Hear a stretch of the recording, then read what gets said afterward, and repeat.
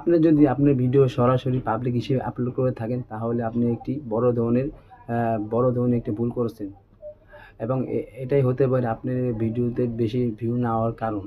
এই ছোট ভুলটি আপনার চ্যানেলকে ভিউজ এবং সাবস্ক্রাইবার এবং এঙ্গেজমেন্ট কমিয়ে দিচ্ছে। ভিডিওতে আপনাদের দেখাবো কীভাবে সঠিক উপায়ে আপনাদের ইউটিউবে ভিডিও আপলোড করতে হয়। ইউটিউবের অ্যালগরিদম আপনার কন্টেন্টের সঠিক অডিয়েন্সের কাছে নিয়ে যায়।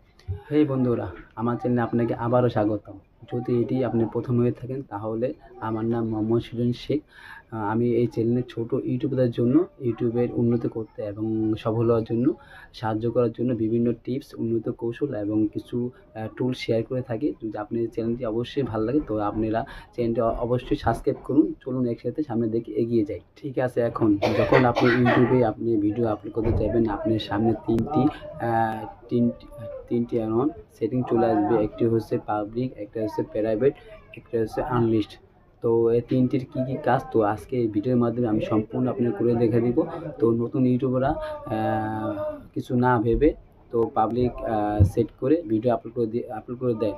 তো ইউটিউবের যে একটা সময় তো ইউটিউবে আপনারা টাইটেল, থাম্বনেল, ডেসক্রিপশন, এসইও তো ট্যাগগুলো তো বোঝানোর ক্ষেত্রে ইউটিউবকে কিছু সময় প্রয়োজন হয়। তো আমরা কী করি, আমরা ছোটো ইউটিউবাররা তো আমরা এটাকে ডাইরেক্ট পাবলিক করে আপলোড করে দিই। তো ইউটিউবে যে আপনার কন্টেন্ট সঠিক দর্শকের কাছে পৌঁছায় না, তার কারণে আপনার চ্যানেলে আগের তুলনায় সাবস্ক্রাইবার এবং ভিউজ বাড়ে না। তো আপনারা মনে করেন তো আমরা ইউটিউবে এসে আমরা যদি প্রতারণার শিকার হই তো তার জন্য আপনারা ইউটিউব ছেড়ে দেন। তো আপনার তো ইউটিউবকে কিছু সময় দিতে হবে। ইউটিউব কীভাবে বুঝবে আপনার কন্টেন্ট আপনার কোন দর্শকের কাছে পৌঁছে দিতে হবে।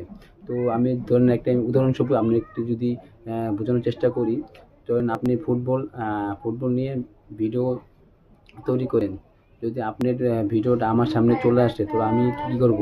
তো আমি অবশ্যই এটাকে এড়িয়ে চলে যাব, কারণ আমি এইসব ভিডিও দেখি না। কারণ আমি এইসব ইউটিউবের টিপস দেওয়ার জন্য ইউটিউবের টিপস এই ধরনের আমি ভিডিও করি এবং এইসব ভিডিও আমি দেখি, কারণ আপনার ইউটিউবের তো আপনাদের বোঝার জন্য এই ভিডিওটা করলাম। তো এখানে আমি আমার ছেলের ছবি আপলোড করে আপনাদের দেখিয়ে দেবো আপনারা কোন কিসে আপলোড করবেন। তো এখানে আমি আমার ছেলে একটা ভিডিও অপশন ক্লিক করলাম। তো এখানে আমি পাবলিকে ক্লিক করলাম। তো পাবলিকে ক্লিক করার সাথে তো এখানে আছে পাবলিক, আনলিস্ট, প্রাইভেট। তো আপনারা অবশ্যই এটাকে আনলিস্টে করে ভিডিও আপনারা আপলোড করবেন।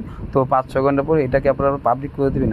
তাহলে ইউটিউবে বুঝতে পারবে আপনার চ্যানেলটি কোন কন্টেন্টের দ্বারা তৈরি।